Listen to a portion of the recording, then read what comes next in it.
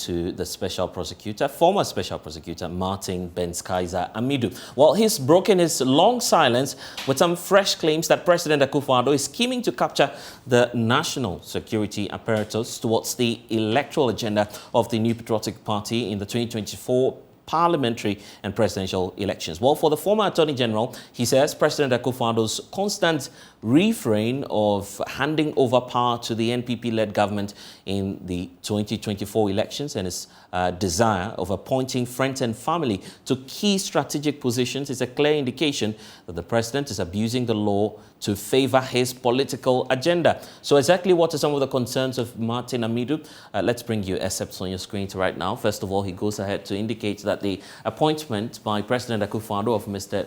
Edward Asumani, Deputy National Security Coordinator, to act as National Security Coordinator with effect from Monday, that's the 8th of August 2022, subject to the confirmation of his appointment to the receipt of the constitutionally required advice of the National Security Council, giving in consultation with the Public Service Commission, gives finality to President Akufo-Addo's long game to capture the National Security Secretariat apparatus towards the electoral agenda of the president for the 2024 parliamentary and presidential elections. Then he goes ahead to point out that the groundwork to facilitate the accomplishment of the dreams of the president to abuse the constitutional process through the appointing powers vested in him to load the institutions of state which are responsible for impartial law enforcement, security and intelligence of the electoral processes with new leadership of the national security apparatus appointed by President Akufo-Addo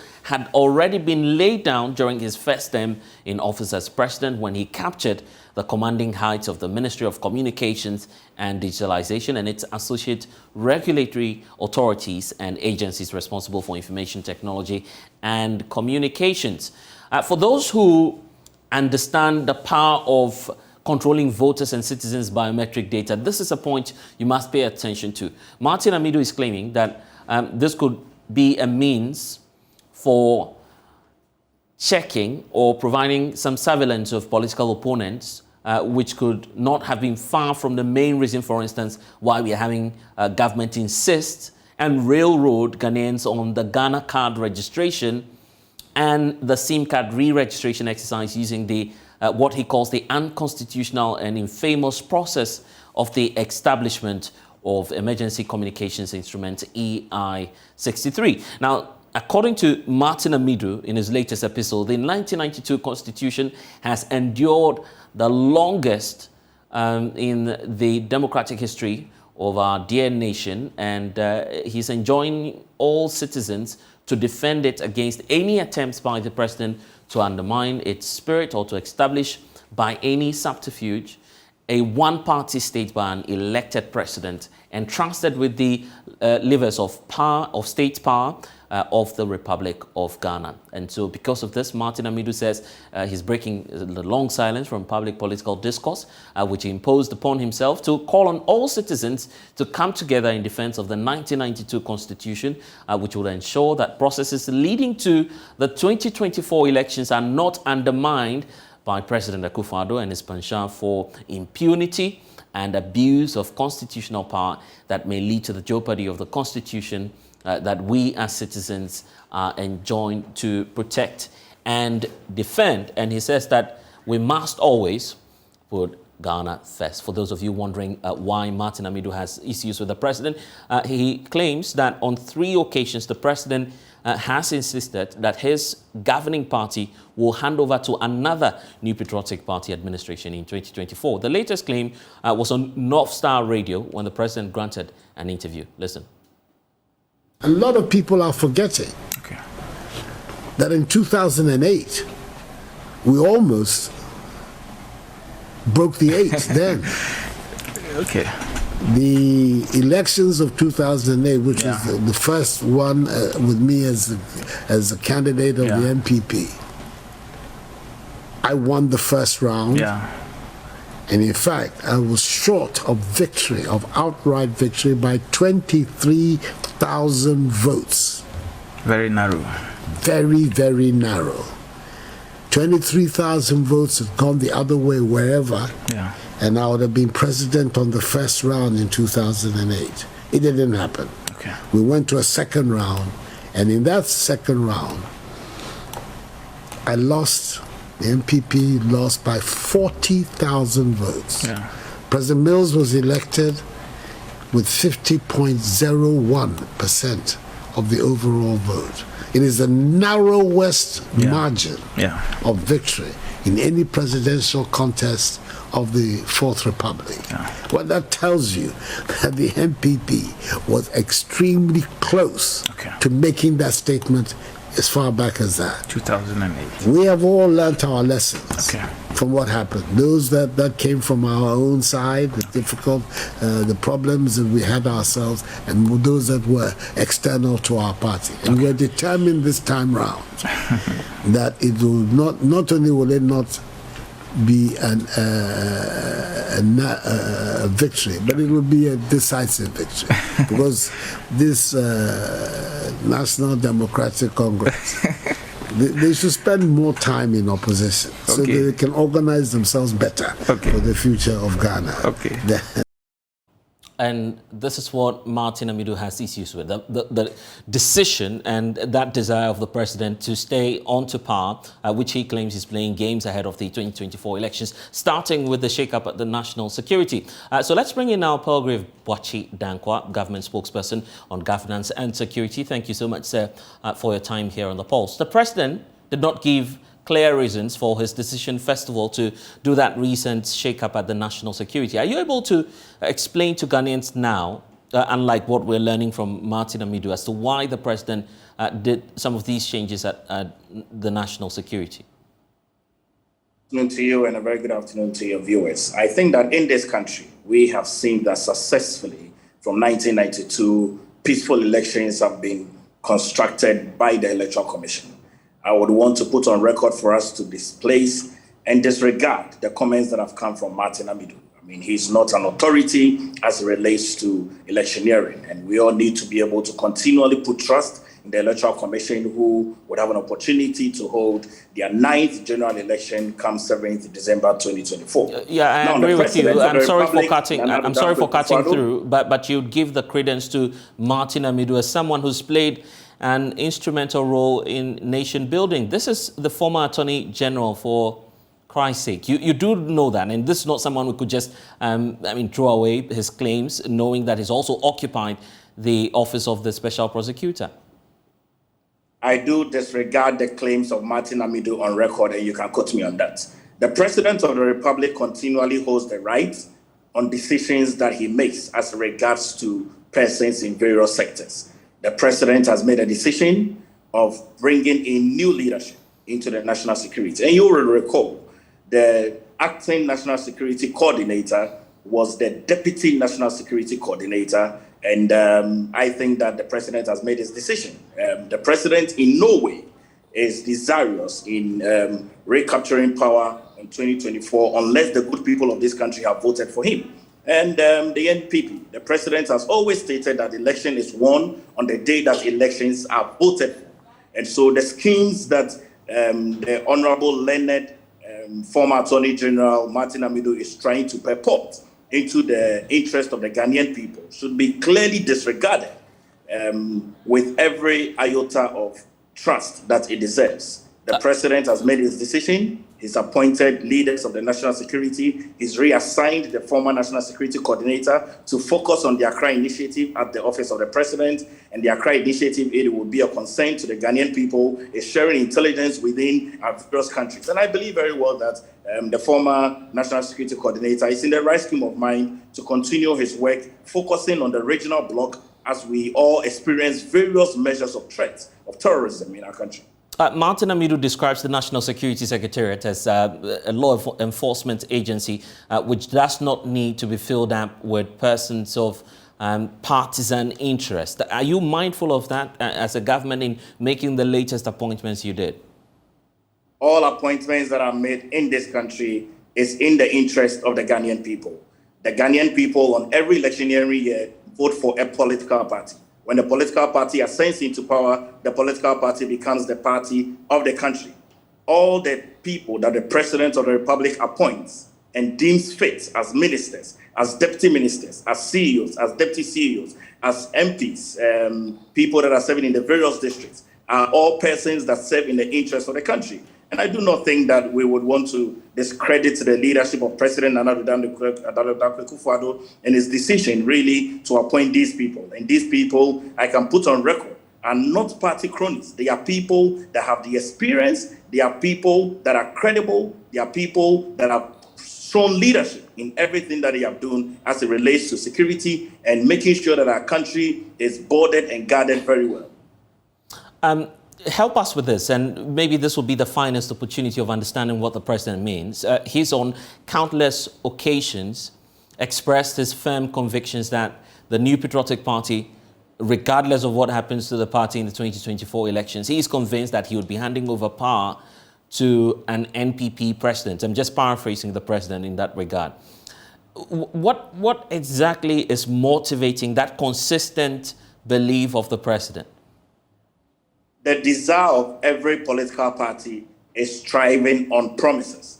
And I believe that the NDC also campaigned very strongly to win the 2016 election, and they lost. They also campaigned very strongly to win the 2020 general election, and they lost. And so every desire of every political party is to remain optimistic continually. And I believe that president is remaining optimistic continually. The former president, John Dramani Mahama, should the NDC decide that he becomes a flag bearer, is also going to be very optimistic that he's going to win the 2024 general election. But it depends on the Ghanaian people. And so the president remaining optimistic is key for him and for the political party. You do not expect that the president will be pessimistic. And that is what it takes for us to be able to go into the national election. That the president says that he would hand over power to the next NPP government come 7 January 2025. It behoves on the NDC to also say that, indeed, they will win the general election on the 7th of December 2024. That is what election is meant for. Election is meant for people to campaign. Election is meant for you to be able to rally the rationale of the persons behind you and make sure that your foot soldiers are energized enough to go out to campaign. And I do not think that the president is wrong to make that firm conviction and statement. It behoves on the Ghanaian people. The Ghanaian people decide that we lose the election, we'll lose the election. The Ghanaian people decide that the president has done a good work and should continue, we will continue the good work for this country. And you want us to believe that this is just a matter of coincidence, that the president is making this recent appointment. In fact, Martin Amidu goes to point to some of the critical and key state infrastructure where we have persons of clear political bias occupying. For instance, NITA. He talks about the Ghana card process, which is also being rolled out. It's strictly being controlled by government appointees. The fear is that could undermine the integrity of the electoral process going into the 2024 elections.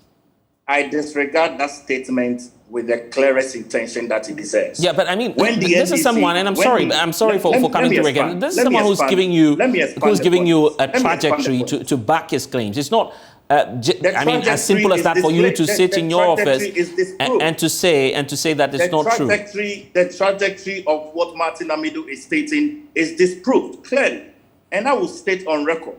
Every political leader who has ascended into the throne, the highest office of presidency, with the highest level of interest, would always vote picking persons to come into leadership and serve with them who have the interest of the government at heart. It was only during the time of President John Ajakum who brought in Dr. Indo to come and serve as the economic planning minister, because at the time there was a joint government. Every single government that has come from 1992 has always appointed people within their political party. And so that is not a statement that is disclaimed anywhere. Now, the real interest is really that these persons need to serve the interest of the country, because the political party is minimal to the interest of the government. And so the interest of the government is what is important. And I am very confident that these persons that are appointed, who have served their roles very well, are serving their roles in the interest of the country. I would want us to disregard the statement that Martin Amidu has placed, because there is no way that our government and even the president, Nana Akufo-Addo, or persons that are appointed at various units are wanting to machinate the electoral commission processes of voting. I do not want to take that as a statement that we are interested in. Take a look at this. For instance, he's talking about the government railroading Ghanaians into doing the Ghana card registration. That's a fact, right? Because we're giving fresh timelines. By September, the government intends to take out anyone who has not gone through the process in terms of the SIM card re-registration exercise. For Martin Amidu, this is providing you with a very fine opportunity to monitor and perhaps try and target political opposition. It's not far-fetched, is it? There is value in the Ghana card. Why do we want to have the Ghana card? Because we want to have a single identifiable number that everyone can have from birth to death. We want to be able to develop as a country like other countries have developed. People in the United Kingdom have an NI. And so once you have an NI, once you enter into the system, you are plugged into every moral fabric of the society.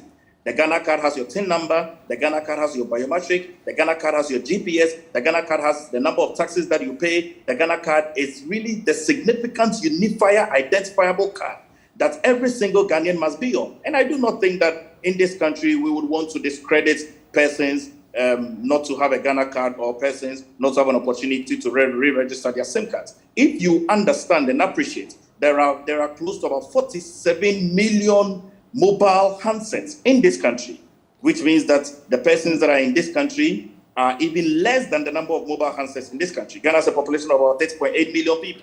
But if you have a mobile handset where you have other persons that are using it for non-credible means, then it's important that you streamline the system. And I think that the far-fetched allegations that are coming from the learned gentleman Martin Amidu should be disregarded at all, because it is not in any scheme whatsoever in the interest of government to see that we malign or even push any of these things towards the 2024 general election. Yeah, so what's the president seeking to do? What's the president seeking to do? The president is seeking to serve the good people of this country, as he's continually doing. The president has 2 years, 4 months to go into a national election. The MPP has prepared very well. We are preparing for our national flag bearership, and the NDC as well. Major parties are also doing that. Everybody is preparing for the major national election in 2024, which is going to give us a clearer decision towards where this country must go on. And every political party is preparing. The NDC can also prepare that they want to break the 12. Just pick up a number and then you go with it. You heard the president saying they should be in opposition for a long time, did you? Well, the NDC also would have wished that the MPP was in opposition for a long time. That is what I've said. In politics and in political party politicking, it is important that as a party and even as a president, you always be optimistic to your leaders and to your grassroots. And it is not wrong for the president to state that the NDC should be in opposition for a longer time. I will make the same statement as well, that the NDC should be in opposition for a longer time, because we have seen the leadership of the NDC. The PNDC, then NDC, we have seen how many years that they had an opportunity to impact this country. And yes, still, we have seen how backward they have been. Okay, that's your claim. That's your claim.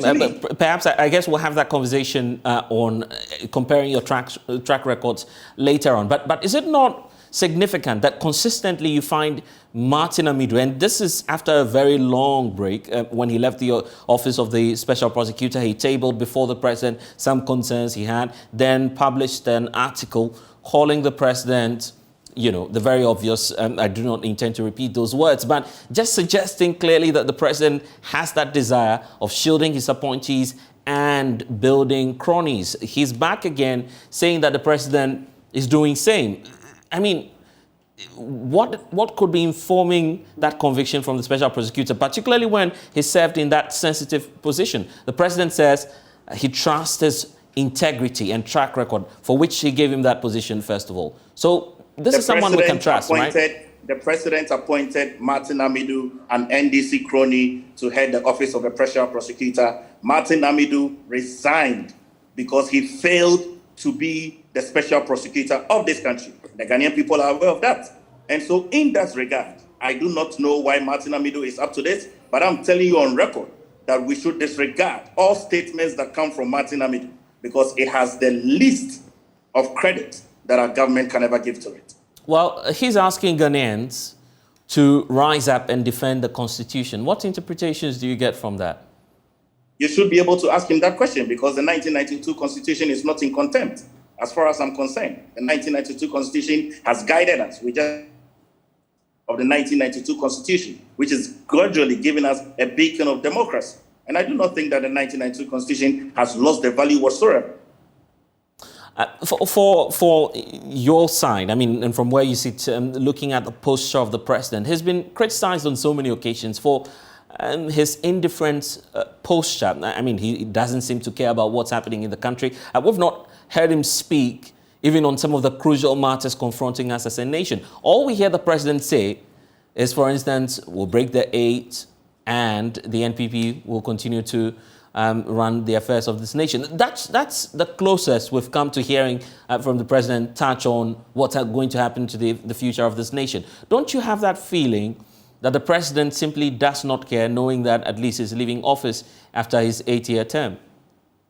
I have a very positive feeling for the president, Amidu, and I have a very positive feeling that the president cares about this country. The president has spoken on several occasions. The president spoke about our conversation with the IMF. I'm not sure whether you followed it at all. The president has stated that we are going to rebuild this country stronger and firmer. We are going to make sure that the economy bounces back. The president has spoken all throughout, even during the COVID pandemic. And so there are a number of issues that the president has spoken about. The president cares about this country. The president is not sitting idle just because he's in his last term. He's working. Over the last week, the president was in the northern region. I'm sure that you followed. He's working assiduously and supervising projects. He visited the number of sites, 111, Agenda 111 sites. The president is busy, and continually the president has stated that he's going to finish and complete all the 16 flagship programs that he has promised this country and the good people of this country. Well, Palgrave, granted, we may not take this from Martin Amidu, but there are some scientific inquiries, at least giving us a sense of what's happening there at the presidency. The latest Afrobarometer report points to the fact that Ghanaians believe that you're not doing much in terms of corruption. It goes to suggest that probably the president is not doing something right. He may be shielding his appointees or otherwise. It is in this history that the president, in the budget, successfully, from 2017, has given almost 2/3 of government's budget to anti-graft agencies. Yoko, special prosecutor.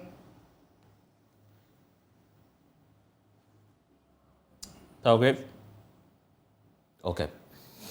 It appears we've lost connection to Palgrave there. We'll definitely get you some more as and when we have it. But we are also focusing on the economy. But let me give that final chance to Palgrave. We lost you briefly on the point you're making there.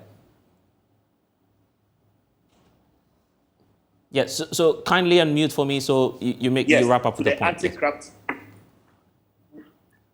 The president has contributed very much to the anti-graft. Lots of money has been enshrined.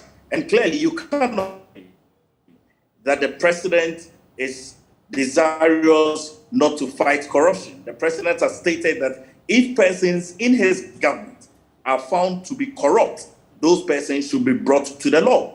And all these persons that have been brought to the law have gone through the process, and they have succeeded. To claim that the president and his appointees have not been involved in any corrupt activities.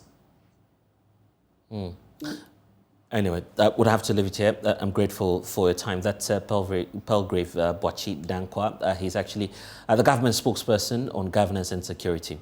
He was just touching on some issues of the president assuring that the economy will be back on track. But there's a lot more happening to the Ghanaian economy, because in the second quarter of 2020, as COVID spread around the world and countries went into lockdown, the price of crude oil particularly crashed because of lack of buyers. Now, producers were virtually paying people to take oil off their hands because they didn't have enough space to store it at all. After this, OPEC members agreed to slash production by some 10 million barrels a day to help drive the price back up. In June 2021, with demand for crude beginning to recover, OPEC has started gradually to increase supply and putting some extra 400,000 barrels a day onto the world market. In July and August alone, it added some 600,000 extra. It will add some 100,000 in September. When Russia invaded Ukraine, the price of crude soared to well over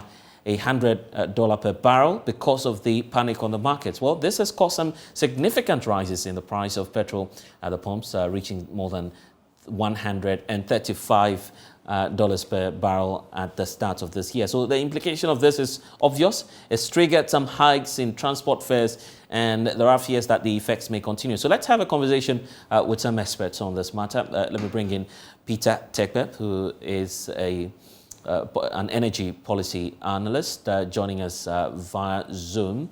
And also we'll be joined by one more expert who will be helping us with this conversation. Emmanuel Ejenim Boateng is an oil and gas financing specialist as well. He's on via Zoom. Thank you, gentlemen, for your time. Let me start off with you, Peter.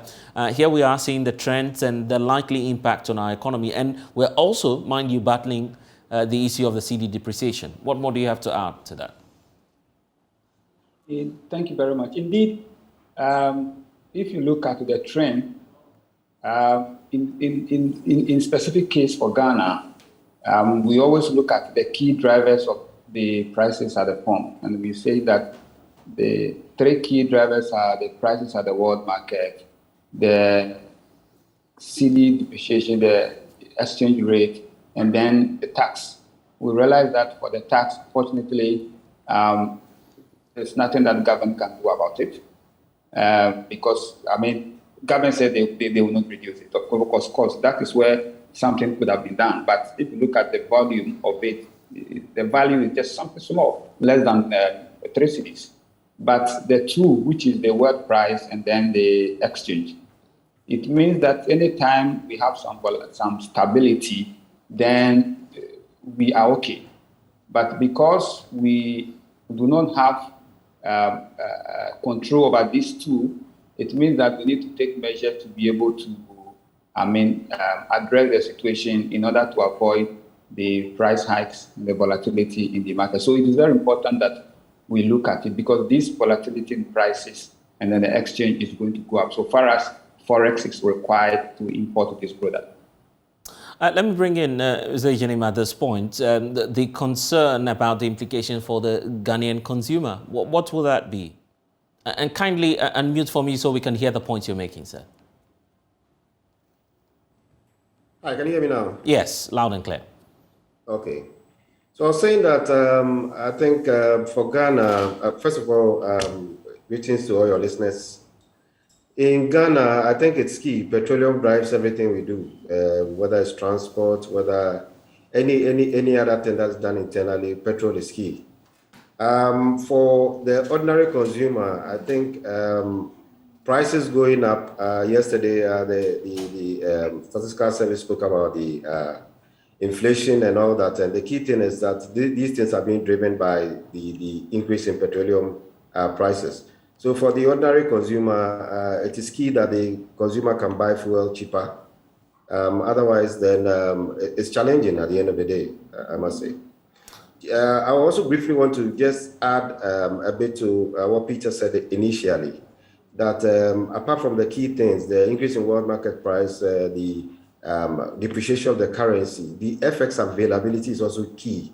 For us in the financial sector, it is key that if a BDC, for instance, that's a bulk distributor, brings in petroleum products, you should be able to access the foreign exchange to pay the supplier. Otherwise, at the end of the 90-day credit period, it becomes challenging to pay. And that availability sometimes leads to a lot of challenges for BDCs. Because in some cases, they may have to extend and look for other refinancing options, which creates additional costs for them as well. But from your perspective, what's the outlook looking like? Well, generally, in terms of, that's in relation to the prices, right? Yes. Okay, so generally, in terms of prices at the moment, I think we are currently in the... We'll try and raise Emmanuel briefly. But for you, Mr. Tekpe, but in terms of the outlook, I guess that's what a lot of Ghanaians are concerned about, looking at what to expect in the future. Yeah, indeed, if you look at the situation, it seems like when one variable is getting better, then another variable also comes to muddy the waters. That is when we're looking at prices at the world market trying to stabilize and go down a little. Then, unfortunately, we are faced with the FX situation in the country. And government initially, through the Bank of Ghana, decided that they would take the importers of the petroleum product from the main market, that is the bank market, so that they can source for forex directly from the central government as a way of helping to curtail the situation, to minimize the impact of the FX variable in the pricing component. Unfortunately, prices reduced at the world market that would have seen significant impact at the pump, but that was all, erased by the sharp depreciation of the currency. And so going forward, in fact, government needs to deliberately look at a policy that will cure the issue of the cedi depreciation, so that while the world market is going down for us to benefit, we can also feel the impact at the pump as well. So we need deliberate policy from government, apart from what government is doing now in terms of giving out FX to the market. We think that significant portion of the pricing component are this element of the FX. And when that is done, it will help, which means that we need to create a special liquidity reserve or buffer to support the this sector, especially for importers. Right, and in the wake of the decision by the government to turn to the IMF, the fear is that all subsidies may be gone and will be faced with paying the actual prices on the market. Well, we are still waiting for the condition. Definitely, looking at the situation we find ourselves, there's no way IMF is going to tell you that you should rather reduce or take out certain, bring in the policy of this subsidy. There's no way that will happen. So that one will not be on the table. But we think that once IMF is coming in, it's going to instill discipline in the fiscal space. And once discipline is instilled, there will be confidence. The one there is confidence, and then the investors begin to pump in money, we are able to go to the euro market. Then the benefit to the consumer is that it will curtail the depreciation of the currency. Then once the Russia-Ukraine is settling, then we are sure that whilst price at the world market is going down, because of the discipline in the economy, it will also help to improve the currency. Then we'll be able to see the impact really at the pumps. For you, Emmanuel, how do we cushion citizens at this point, particularly as government is complaining about shortfalls in revenue?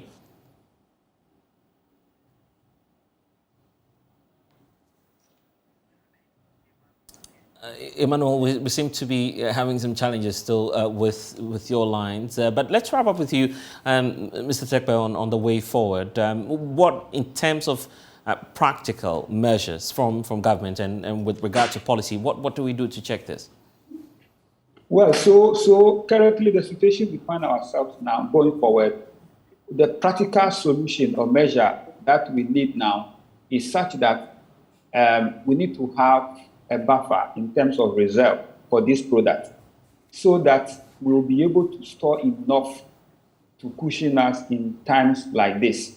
Because the challenge we have is that when you don't have a buffer, then when you are faced with this situation, then you still have to battle with the prevailing market rate or prices. And that is where, one, it affects your reserve, because you need more money, because it is an essential commodity that you can't do without it. And so when prices are high, government must do everything to look for funds to be able to import. And so we need to create a strategic reserve, just like BOS, to expand it, so that when we are able to import more and have it stored, at least if we have like 6 months, reserve. Definitely, when prices are skyrocketing, government will be able to release some of this into the system to be able to help minimize the impact. And going forward, this is what we need to do. We need to build infrastructure space for this sector, because it is a critical sector that can cripple and ground everything to a halt. Peter Tekpe, thank you for your time here on The Pulse. Well, still to come, JoyNews is this afternoon learning that the Office of the Special Prosecutor will go ahead with a full-scale probe into tax waivers granted by some customs officers in the wake of the La Bianca saga. It's all coming up here on the show. Please stay.